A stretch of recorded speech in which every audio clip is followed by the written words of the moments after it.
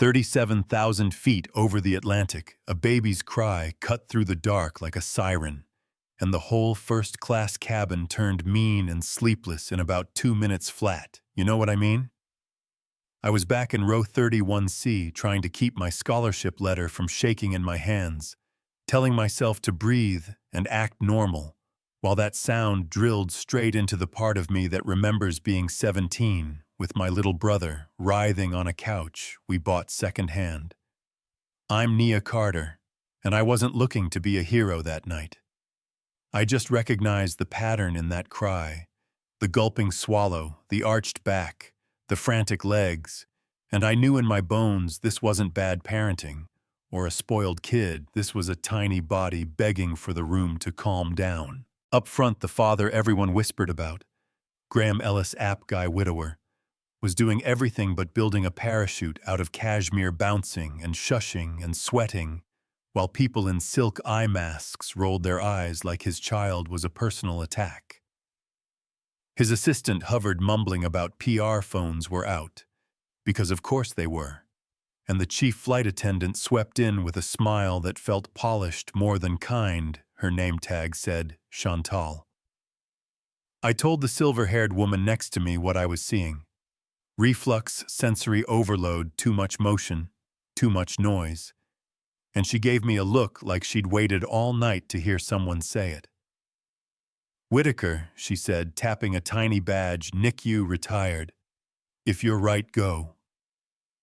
The curtain to first class looked like a velvet wall, but my feet moved anyway. Chantal blocked me with that professional lilt voice. First class is restricted, ma'am. And I almost folded right there, almost went back to my pretzels and my fear. Then Mrs. Whitaker breezed past, like the aisle belonged to her, and spoke to Graham with 4 decades of authority in her tone. Sir, she knows what your daughter needs. Let her try.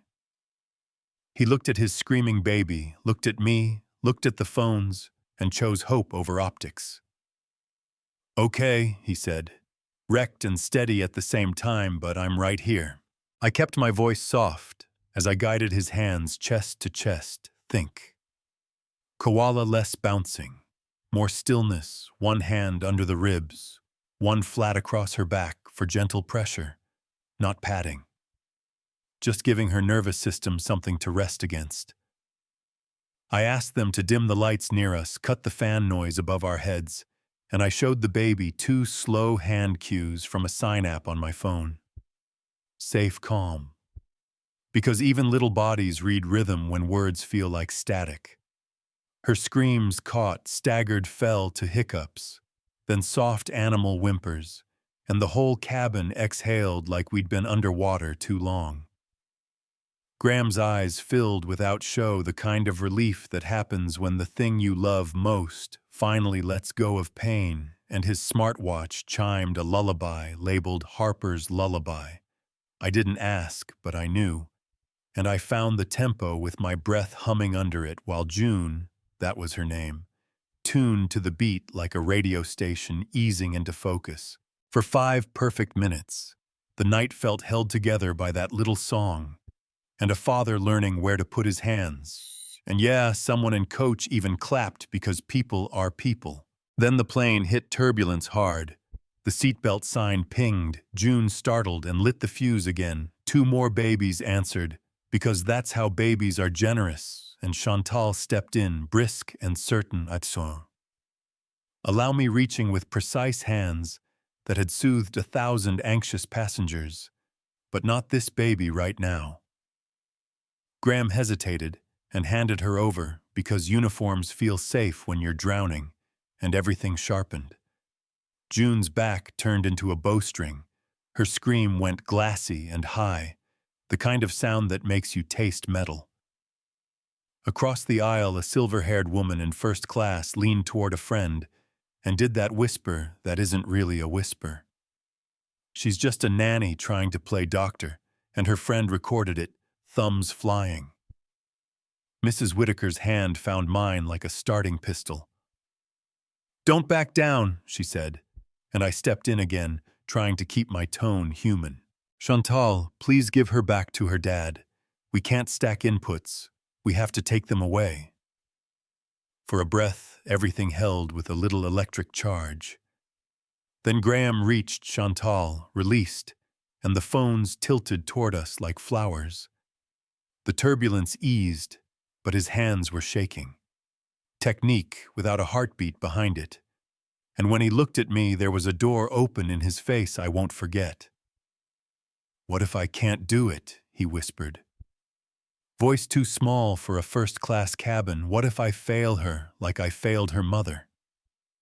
Look, there are moments when advice is just noise, and there are moments when a sentence lands like a life raft. I set his watch to loop the lullaby and said, "She doesn't need perfection. She needs your calm. Your breath is the room she lives in. Give her your calm, not your performance. In 4 out 6, I'll count you match me, she'll match us." We did. And it was slow and ordinary and holy. The scream softened to a cry, the cry to a whimper, the whimper to that wet exhale that feels like the whole plane just said thank you. And right at that tender quiet, the twist walked down the aisle in heels. The silver-haired woman from earlier, Judge Avery, we learned later, lifted her phone and said in a courtroom voice, "For the record, I heard the chief attendant call this young woman just a nanny and a troublemaker." I posted it.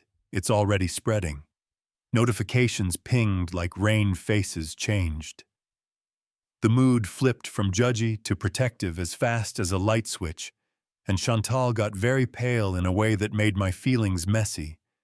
Anger, pity, the ugly knowledge that we have all been trained to respect the wrong things. Graham stood slightly still, cradling a finally sleeping June, and spoke into the hum everyone. "This is Nia. She didn't just help my daughter, she helped me be a father tonight.